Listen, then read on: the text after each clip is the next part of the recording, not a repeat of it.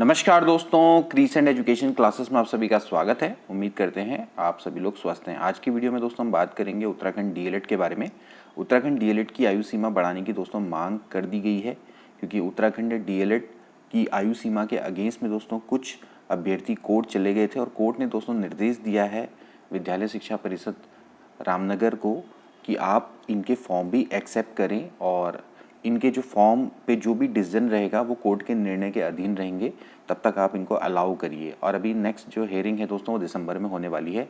जो उत्तराखंड डीएलएड की आयु सीमा है मैक्सिमम दोस्तों 30 वर्ष रखी है जनरल कैंडिडेट्स के लिए, और इसको दोस्तों बढ़ाने की डिमांड चल रही है, क्योंकि एनसीटी की जो धारा है दोस्तों विनियम वाली, रेगुलेशन वाली 2014 वाली, उसमें दोस्तों साफ साफ है कि कोई भी ऊपरी आयु सीमा नहीं है प्राइमरी टीचर्स के लिए। तो यहाँ पर जो विद्यालय शिक्षा परिषद है रामनगर है, तो उसने 30 वर्ष आयु कैसे यहाँ पर निर्धारित कर दी है, जबकि प्राइमरी टीचर बनने की जो मैक्सिमम एज है वो भी 42 साल मांगी जाती है। तो फिर इस कोर्स की जो आयु सीमा है वो 30 वर्ष क्यों रखी गई है, ये बिल्कुल औचित्यहीन है। इस तरह का जो दलील है वो कोर्ट में दोस्तों रखी गई है अभ्यर्थियों के द्वारा, और कोर्ट ने उनको अलाउ भी कर दिया है और निर्देश दिए हैं रामनगर को, विद्यालय शिक्षा परिषद रामनगर को, कि भैया आप इनको एक्सेप्ट करिए इनके फॉर्म को, और जो भी रहेगा वो आगे डिसीजन जो भी होगा वो कोर्ट के निर्णय के अधीन रहेगा, जो भी आगे चीज़ें होंगी। तो हो सकता है दोस्तों कि इससे डीएलएड की जो आयु है वो बढ़ जाए, उसकी आयु सीमा आपको बढ़ने को देखने को मिल सकती है। तो इस पर दोस्तों काफ़ी डिमांड हो चुकी है। इसके अलावा बीआरपी सीआरपी भर्ती है, उसको लेकर भी अपडेट आ रही है। काफ़ी समय से बीआरपी सीआरपी भर्ती पर दोस्तों जो रोक लगी हुई थी उस पर भी दोस्तों चर्चा चल रही है। तो चलिए आज की वीडियो को हम शुरू करेंगे। सबसे पहले दोस्तों बात करेंगे इंपॉर्टेंट, डीएलएड की आयु सीमा 30 वर्ष रखने का दोस्तों विरोध किया गया है, और बीएड प्रशिक्षित युवा संघ ने उत्तराखंड विद्यालय शिक्षा परिषद द्वारा डीएलएड प्रवेश परीक्षा में अधिकतम आयु 30 वर्ष रखे जाने का दोस्तों यहाँ पर विरोध किया है। कहा है कि एनसीटी विनियम 2014 में डीएलएड के लिए ऊपरी आयु सीमा का कोई भी प्रावधान नहीं रखा गया है। ऐसे में सरकार का यह निर्णय अभ्यर्थियों के हित में नहीं है। इस आयु सीमा को समाप्त किया जाना चाहिए। संबंध में जो संघ है उसकी सिद्धबली पार्क में आयोजित बैठक में संघ प्रवक्ता अरविंद दुधपुड़ी ने कहा कि उत्तराखंड में सरकारी नौकरी के लिए अधिकतम आयु सीमा 42 निर्धारित है। ऐसे में जो डीएलएड प्रवेश परीक्षा है इसके लिए 30 वर्ष करना कहाँ तक का न्याय है, और इस मामले को लेकर कुछ अभ्यर्थी उच्च न्यायालय की शरण में भी गए, जिन्हें न्यायालय के द्वारा राहत प्रदान की गई है, लेकिन फिर भी अधिकतर अभ्यर्थी डीएलएड प्रवेश का फॉर्म नहीं भर पा रहे हैं। मौके पर प्रशिक्षितों ने डीएलएड प्रवेश परीक्षा में 30 वर्ष की अधिकतम आयु को समाप्त करने की डिमांड यहाँ पर कर दी है, ताकि अभ्यर्थी परीक्षा में शामिल हो सकें। तो यहाँ पर दोस्तों ये चीज़ फिलहाल दोस्तों यहाँ पर डिमांड हो रही है, और विद्यालय शिक्षा परिषद रामनगर को दोस्तों इसको कंसिडर भी करना चाहिए कि केवल और केवल जो अभ्यर्थी याचिकाकर्ता कोर्ट गए हैं, केवल और केवल उनको ना मौका देकर जितने भी अन्य अभ्यर्थी है उनको भी यहाँ पर फॉर्म भरने का मौका दिया जाना चाहिए। और जो भी आगे जो डिसीजन रहेगा वो कोर्ट के निर्णय के अधीन रहेगा। अगर मान लेते कोर्ट ये कहता है कि भाई नहीं, ये आपका 30 वर्ष से अधिक आयु के लोगों को नियुक्ति नहीं दी जा सकती, तो ठीक है, फिर आप उनका फॉर्म आगे जाके निरस्त कर सकते हैं। फॉर्म क्या मतलब कि जो भी आप उसको कंसिडर नहीं करेंगे आगे मेरिट के लिए, ठीक है ना।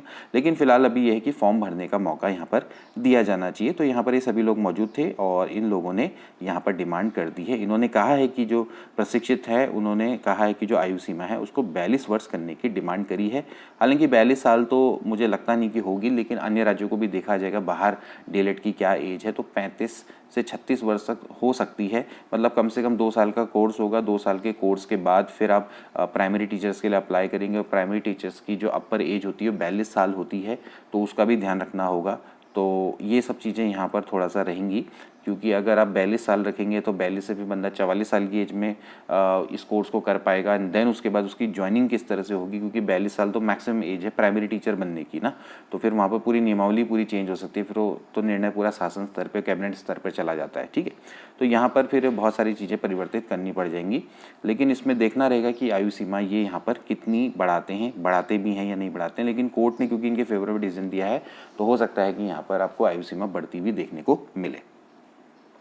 अब दोस्तों बात करेंगे बीआरपी सीआरपी भर्ती के बारे में। Block resource person, cluster resource person, इस भर्ती को दोस्तों बात हम डिस्कस करते करते 2 साल दोस्तों हो चुके हैं तकरीबन, और ये जो भर्ती है अभी तक पूरी नहीं हो पाई है। 900 से अधिक पदों पर दोस्तों ये जो भर्ती है काफ़ी समय से लटकी हुई है, और अब दोस्तों इस पर फैसला होने वाला है आज। तो ब्लॉक और संकुल संदर्भ व्यक्ति बीआरपी सीआरपी की भर्ती की प्रक्रिया पर शिक्षा विभाग मंगलवार को निर्णय लेने वाला है। महानिदेशक शिक्षा जो है झरना कप्तान ने बताया कि इस विषय पर संबंधित अधिकारियों की बैठक बुलाई गई है, और बैठक में भर्ती के स्वरूप को तय किया जाएगा कि इसका जो भर्ती है वो किस तरह से ली जाएगी। क्योंकि अभी तक तो दोस्तों इन्होंने खाली इनविटेशन दिए थे फॉर्म के, लेकिन अभी तक इसके भर्ती को स्वरूप को तय नहीं किया गया कि इसकी भर्ती होनी तो होनी कैसे है, ठीक है ना। तो बीआरपी के 285 और सीआरपी के 670 पदों पर भर्ती होनी है, और यह प्रक्रिया तकरीबन 11 साल से लटकी हुई है। 11 साल से इसलिए लटकी हुई क्योंकि काफ़ी समय से ये बीआरपी सीआरपी की भर्ती हुई नहीं है, लेकिन जब से ये डिमांड पे आया कि जो टीचर्स हैं जनरली जो बीआरपी सीआरपी दोस्तों जो बनते थे वो ऑलरेडी जो विद्यालय में जो आपके शिक्षक हैं, राजकीय शिक्षक हैं, वही बनते थे प्रतिनियुक्ति के माध्यम से। प्राइमरी टीचर, एलटी टीचर वो बनते थे।